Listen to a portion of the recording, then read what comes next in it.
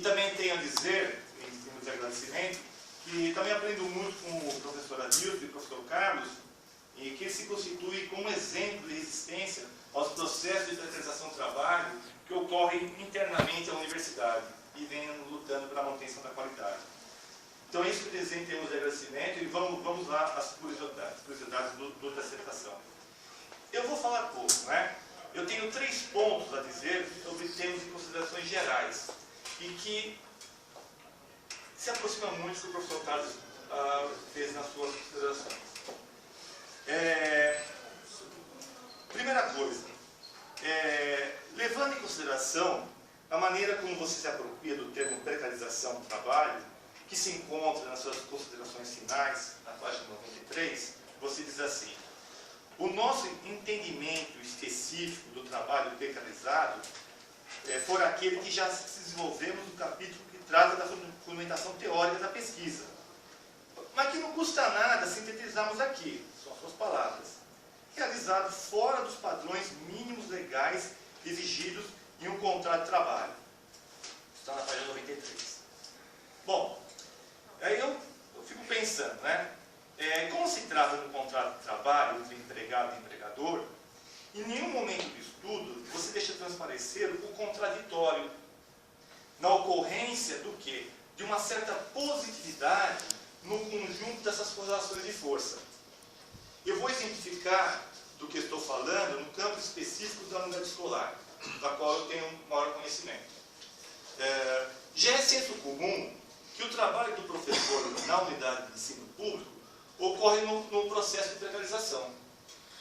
No entanto, nos anos que eu trabalhei em unidade básica de ensino, eu pude observar que ocorrem 2 ganhos possíveis nesse movimento de precarização, ou seja, 2 positividades.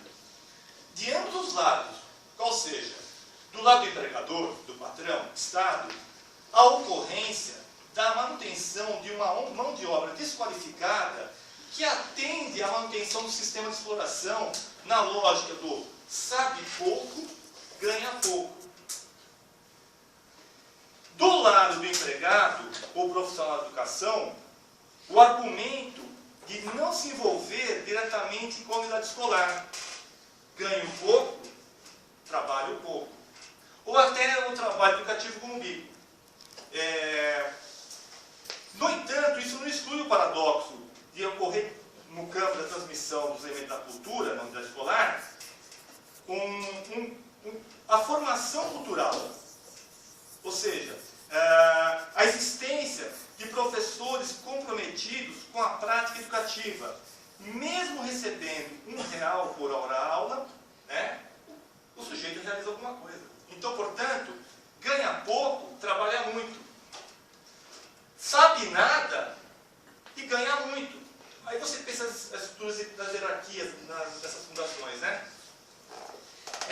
Dada a especificidade do estudo, não observei esse movimento contraditório na Fundação ITESP. Gostaria, se você pudesse, pensar os motivos que o impediram de realizar esse exercício reflexivo. Né? De entrar a fundo nesse contraditório, né? Que não é uma lógica cartesiana. Né? Não é uma lógica que se explica por 1 mais 1 é 2. Quer dizer, existem algumas dimensões contraditórias que você não explorou. Né? Ou talvez seja explorado e tenha passado despercebido por mim. Segundo ponto.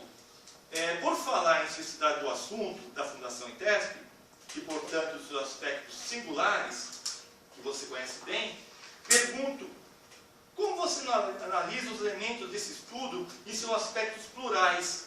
Aí tem muito a ver com o que o professor Tales argumentou. Considero que, nas considerações finais, seria possível fazer esse tipo de exercício reflexivo, com maior profundidade em termos de relações. Porque, como eu disse, o trabalho permite pensar diversas instâncias de organização do trabalho. E você não se permite fazer esse passeio por outras esferas. O professor Tales citou as outras fundações, como IPT, Embrapa. É interessante, né? O terceiro elemento de considerações gerais, e eu vou ser breve, não, né?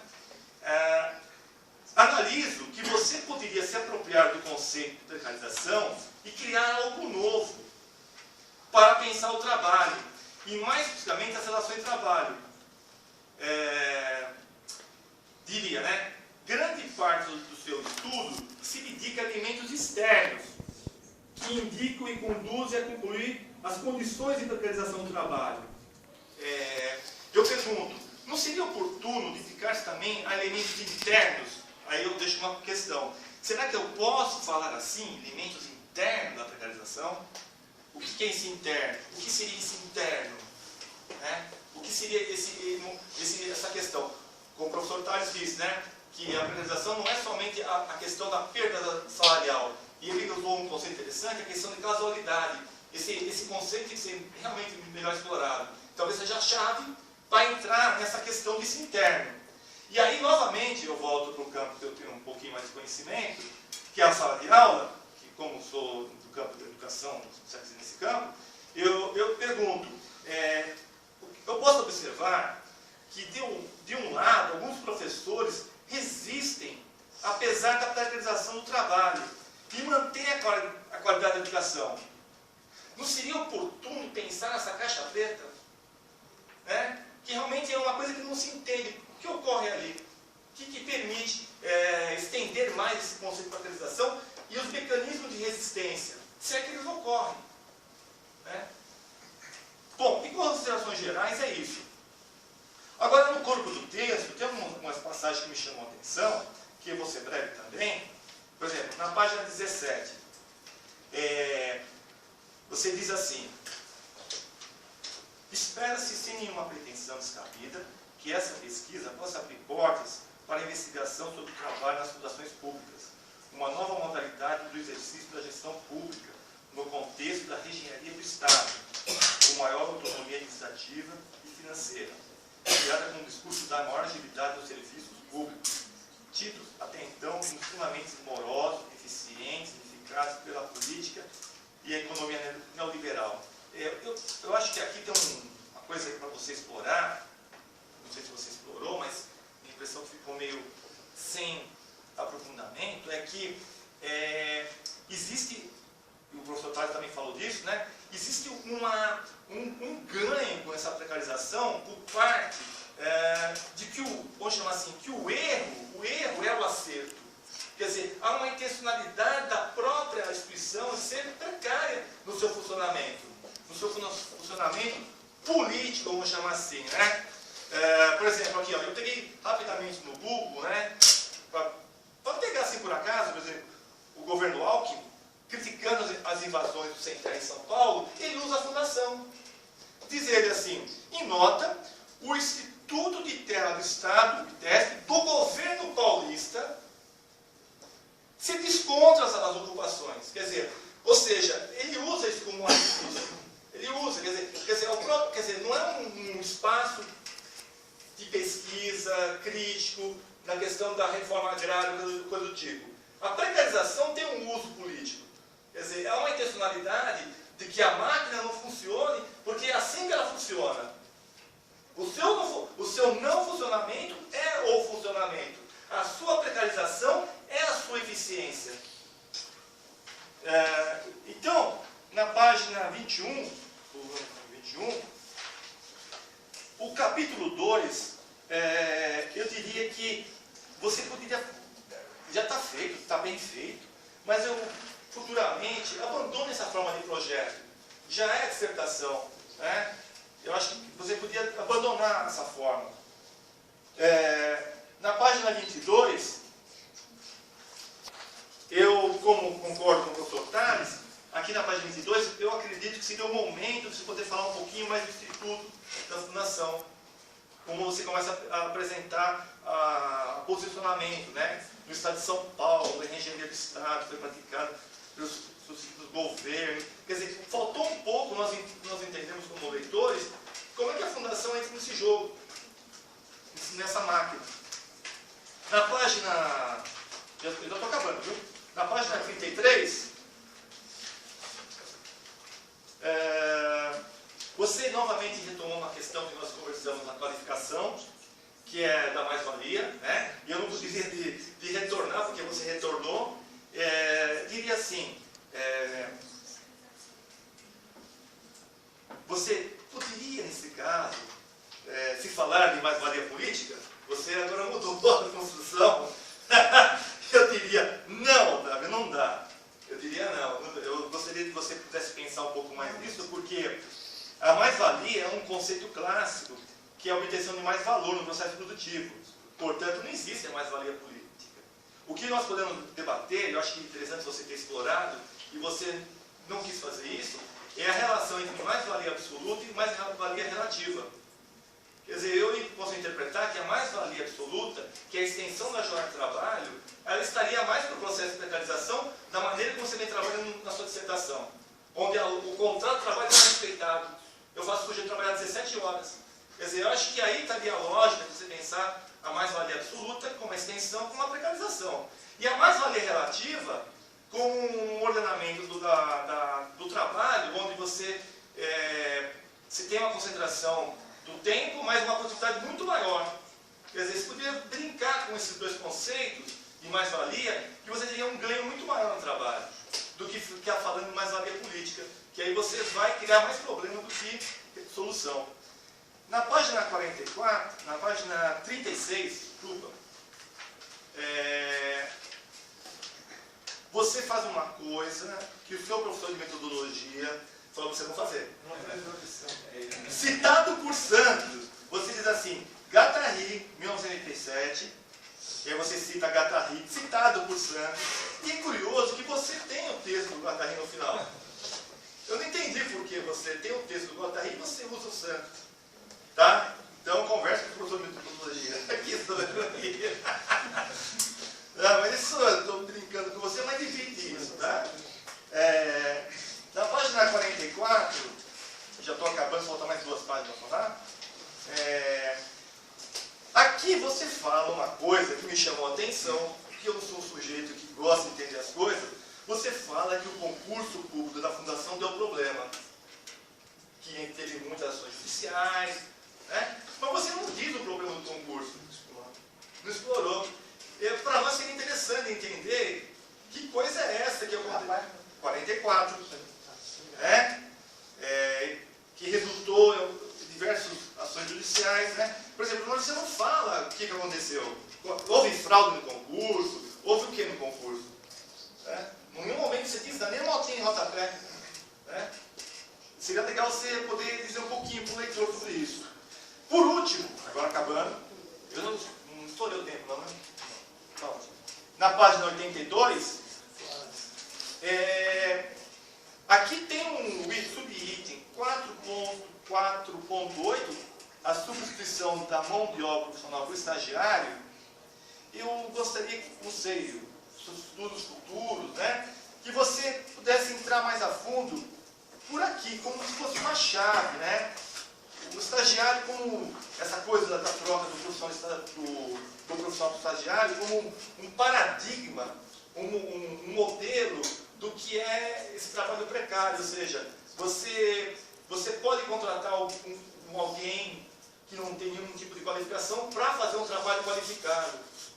E esse paradigma ele funciona na máquina porque não interessa um saber crítico, um saber politizado, um saber científico. Interessa alguém que atenda os interesses da máquina. Eu acho que esse modelo do estagiário para o profissional é um paradigma interessante, uma chave para entrar nessa caixinha preta da precarização. Porque o estagiário tem muita coisa para dizer, não recebe as condições dignas em termos de contrato de trabalho, né? Não tem nada, né? É um sujeito, realmente, é o precário dentro da instituição. A caricatura do precário, né? É o estagiário. Tudo que não é, ele é. Quer dizer, ele carrega a bula, ele carrega a mala, ele carrega a pedra, ele carrega a fundação e não é nada. E esse paradigma funciona, porque isso expande para os outros profissionais da instituição. Todo mundo passa a ser, entre aspas, ou estagiário, né?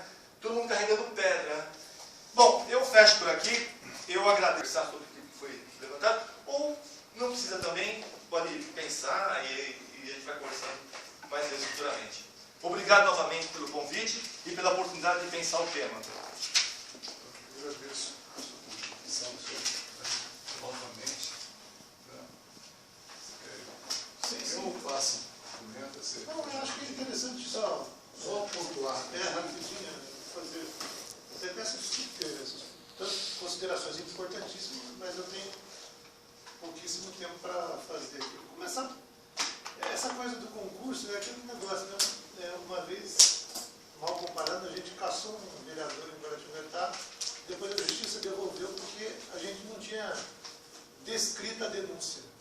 Então, concurso é a mesma coisa, quer dizer, a gente sabe tanto do problema que você não descreve o problema. Né? Então, assim, aconteceu uma falha imperdoável. Eu teria que ter dito, né, que o concurso ele foi questionado pelo Ministério Público do Trabalho Estadual, justamente porque atribuía-se pontos para quem trabalhava na área agrária, no ITESP. Na verdade, era um concurso para botar os antigos para dentro. Mas nós novos que entramos, que eu sou um deles, né, não tínhamos nada a ver com esse programa. Nós entramos no concurso, era um concurso público. A gente entendia de boa fé que aquilo está sendo ofertado para o Estado, todo mundo foi na boa fé prestar. Né? Mas faltou dizer exatamente isso. E eu agradeço demais, assim, porque é realmente essa coisa da contradição, já apontada também pelo... Eu realmente não é que eu não quis fazer, eu não consegui fazer. Porque realmente é muito importante que você, uma pessoa que domina bem aí a área da educação, fez muito bem. E lá também acontece exatamente isso. Você mesmo pontuou, e é verdade, quer dizer, eu não tive essa capacidade de fazer essa leitura, porque é a mesma, não política é uma política. Né? E justamente porque tem outras opções, como o Thales colocou, opções políticas, que o meu olhar é muito focado, não conseguiu enxergar. Então, realmente, eu agradeço assim, essas suas colocações, falar da questão da positividade, né? da precarização, a tendência é você só, como as pessoas negam isso, né?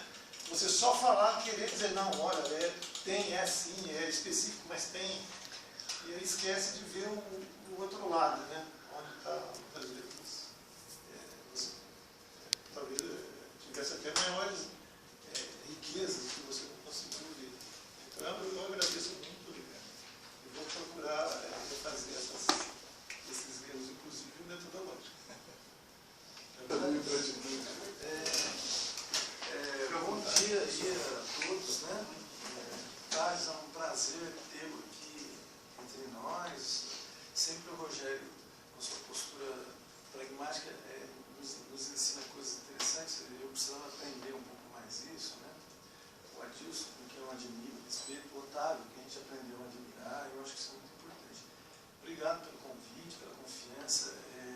Eu não estava na qualificação, porque eu sumi, né? Fui para a Bahia, fiquei 12 dias em Salvador, estava ruim lá. Era ruim mesmo, porque eu só trabalhei, nem sol peguei. Mas enfim, aí eu agradeço, tenho acompanhado o seu trabalho. As críticas que o Thales fez, todas, sem vírgula, eu ia para a mesma linha, né? Eu vou mudar um pouco a lógica. A ponderação que o Rogério fez, a Rogério também faria a mesma ponderação. E aí eu, escutando essas falas, né, e é uma fala que eu já havia dito, eu não sei se eu vou ficar com uma outra postura, que é uma postura de colaborar para que esse trabalho tenha um trabalho versão final em uma perspectiva mais enxuta, mais focadinha. Então eu vou ajudar você nesse sentido. Né? Por primeiro, agradecer mesmo, que eu acho que é um trabalho, embora você esteja muito convencional, já tem gente que já discutiu isso, você propõe outras coisas, mas só que você não avança. Também eu não sei se vai avançar nesta jornada aqui, você tem que buscar outros caminhos para avançar. Né? Dito isso, agradeço o convite, então eu vou fazer algumas considerações. Eu gostaria que você levasse minhas considerações não como o exercício do chato, né?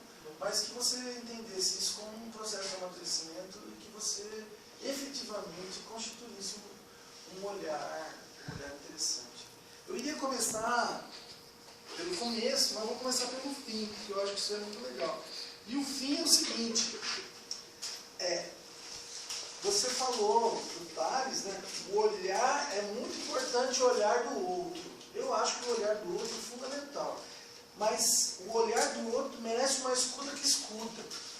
E esse é um problema que nós enfrentamos no dia a dia, porque você escuta, mas não ouve, entendeu? E aí está claro aqui, quantas e quantas vezes eu não virei para o Senhor e falei assim, Otávio, 100 perguntas é muito. Eu falo, ah, tá bom, daí vem com 90. 90 é muito. 4 perguntas você responderia isso tranquilamente. Acho que você fez um trabalho, não para o programa de pós-graduação, você fez um trabalho para a associação. Agora você devolve o trabalho para a associação, né?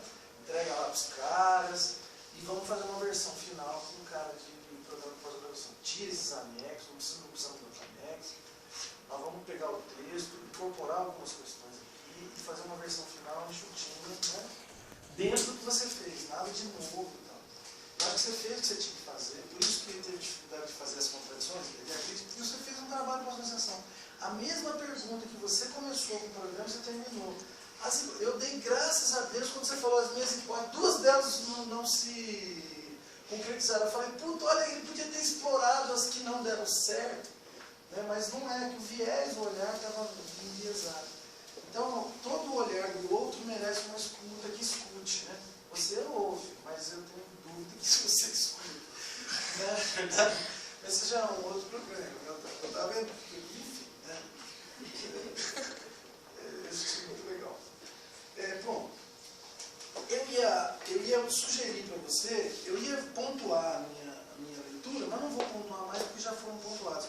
Eu vou sugerir algumas questões que gostaria que você incorporasse. A primeira delas, você tentou fazer o seu trabalho uma estrutura menos positivista. Na introdução você tenta fazer isso. Mas eu acho que na sua introdução, a metodologia e o primeiro capítulo, que se chama de primeiro, e o segundo, compõe a introdução. O Rogério falou, não precisa escrever desse. Pode ser um texto articulado, que você pode, na sua introdução, você pode fazer 2 subtítulos, por exemplo, um de apresentação do problema, aí você coloca seu problema, você coloca os objetivos, a justificativa, etc, etc. Um, percursos metodológicos, né? E um outro, a própria estrutura do trabalho que você propõe, e a síntese dos capítulos e tal, né? Eu acho que isso é legal. Cada capítulo seu não precisa vir como fundamentação teórica, como situação de categoria. Bota um nomezinho que se aproxima aos seus objetivos, ou que se aproxima àquilo que você quer. Dá um formato meio um caráter meio de livro, onde o seu objeto de pesquisa, ele dialoga com a teoria, que dialoga com os seus dados. Você fez uma coisa, o Tales apontou isso, eu só estou repetindo, você simplesmente sectarizou o seu exercício. A metodologia não combina com a teoria não combina com os seus dados. Faltou essa fluência de relações. Se eu fosse mais perverso, coisa que eu não sou, muito, eu falaria assim, a sua pergunta de pesquisa, ela não está combinando com o que você, com os seus dados, com o universo dos seus dados. Eu posso dizer que você veio com uma pergunta pronta e não conseguiu perceber que a pergunta mudou no próprio curso da sua pesquisa, né? E aí eu não vou falar da parte da perversidade, porque não faz sentido. Mas talvez seria importante você refazer esse layout da estrutura e não é para tirar o que você tem aqui, é só relocalizar. Se for o caso, depois eu posso contribuir nesse sentido, tá? Eu acho que uma introdução, ela é meio que uma receitinha de bolo, sabe? Ela vai contando, olha, fiz isso, fiz aquilo, recebi tantos e-mails, você coloca isso no meio do trabalho, né? Fulano não respondeu, né? Enfim. Eu acho que você vai contando, como é que você fez, como você vai fazer. Não teoriza muito, eu acho que, sabe, deixa a teoria para os momentos específicos, você já começa a teorizar desde o início, né? Enfim, vai contando que uma coisa que você não conseguiu fazer, e eu acho que é difícil mesmo, é transformar a sua experiência na Fundação ITESP no rigor científico. Toda hora você, Otávio, militante, estava ali presente, né? E eu achei isso muito interessante, porque eu fui jogador de futebol e eu discuti futebol. E o pessoal fala assim, pô, mas você discute, se você for jogador de futebol, conselheiro de futebol, e não aparece você ali. Quer dizer, era muito difícil. Eu fui jogador, eu falei sobre formação de jogador de futebol. Aí o cara da banca, um cara muito esperto, o Teófilo Fiotes, virou para mim e falou assim, Mendo, agora você já fez a sua terapia, agora você pode virar pesquisador. Eu vou falar para você a mesma coisa, você já fez a sua terapia, agora você vira pesquisador. Entendeu? Vamos pular essa parte agora. Entendeu? Entrega o trabalho para a associação, vamos embora. Outra coisa, quando eu recebi esse trabalho seu, Otávio, ao que eu recebi o trabalho, eu falei assim, meu Deus do céu, eu vou ler tudo isso de coragem, tudo. Depois eu vi que tinha mais anexo que texto, falei, porra, graças a Deus. Mas daí eu estive olhando com mais cuidado os seus gráficos, tem muita coisa que você coloca como anexo do gráfico, que você não prioriza nem aproveita no seu texto. Para mim é desnecessário, né? Está mais com cara de relatório da associação mesmo do que de trabalho acadêmico, né? Então, nesse sentido, eu levei um susto, falei, porra, mas daí eu fiquei pensando, pô, parece que eu Otávio mesmo, né? Uma vez eu fiz uma apresentação de disciplina, o Otávio leu um texto, acho que era um artiguinho de 18 páginas, ele conseguiu fazer mais de 200 slides, né? Aí eu falei, esse é o Otávio. Pouco preciso e pouco conciso, né? Mas é extremamente interessante. Né? Lembrei muito do meu amigo Paulo no basquete, cara, muito legal isso. Fez muito bem. Então, agora eu vou parar de falar e vou só pontuar. Tá? Primeira questão, organizar os capítulos 1 e 2 na introdução. E depois os outros você continua.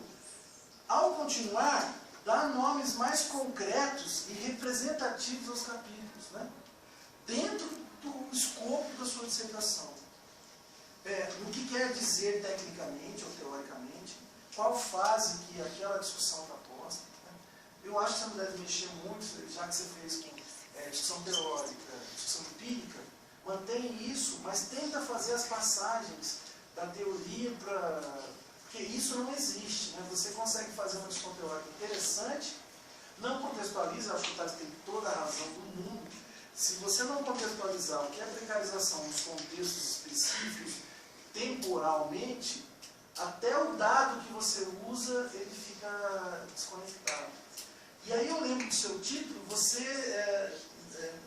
tem dificuldade de também dialogar a história sobre a precarização no primeiro do século. É muito legal isso, eu fiquei lembrando muito de você. Então isso eu acho importante. A terceira coisa que eu coloco para você é o seguinte, os seus objetivos eu acho que são muitos objetivos, demais, mas tem a ver também com a quantidade de perguntas que você faz, mas é muito objetivo, eu acho que são muitos. E às vezes eles se confundem com intervenção. E aí é o caráter da sua pesquisa, né? Ou estão contaminados com determinada forma de pesquisa que você, de alguma forma, caminha, né? Então, talvez, pensar no verbo dos objetivos, para ele não caracterizar a extensão. Talvez na versão final, você vê exatamente o que você fez e tirar alguns objetivos, porque aquele que vocês não deu conta não faz sentido para mim. Né? Talvez eu possa também te indicar depois, posterior. Eu acho que tem um problema de escrita, mas eu acho que tem muito a ver com o seu estilão, né? Que às vezes você escreve parágrafos enormes e a ideia está no meio, né? E aí você demanda um tempo para pensar. Né? Por isso que eu falei que quando eu comecei a ler, eu falei assim, acho que eu vou desistir, não vou dar conta. Né? Mas isso é seu, né? Seu estilo. Né? Talvez, num outro momento, num artigo, num recordativo, escrever de modo mais didático mesmo, para quem vai ler. Né? Porque tudo que está escrito aqui você sabe. Tem coisas aqui que o Rogério aponta, que eu vi também e tal, que você escreve como se nós soubéssemos o que é a Fundação Itesp, que tipo de tensão que tem lá, e a gente não sabe. Então, acho que escrever de uma forma mais informativa, pontual, didática, sem perder o rigor científico, isso é fundamental. Você tem algumas referências bibliográficas que eu tiraria. Né? Tem coisas de segundo grau ali. Né? Você tem, por exemplo, sociologia para segundo grau na habilidade. E eu acho, e aí eu estou na linha do Thales, né? E você fez uma pesquisa bibliográfica pouco refinada. Eu acho que tinha que fazer uma pesquisa mais refinada, de similitudes de precarização em outras instituições. Talvez você não tenha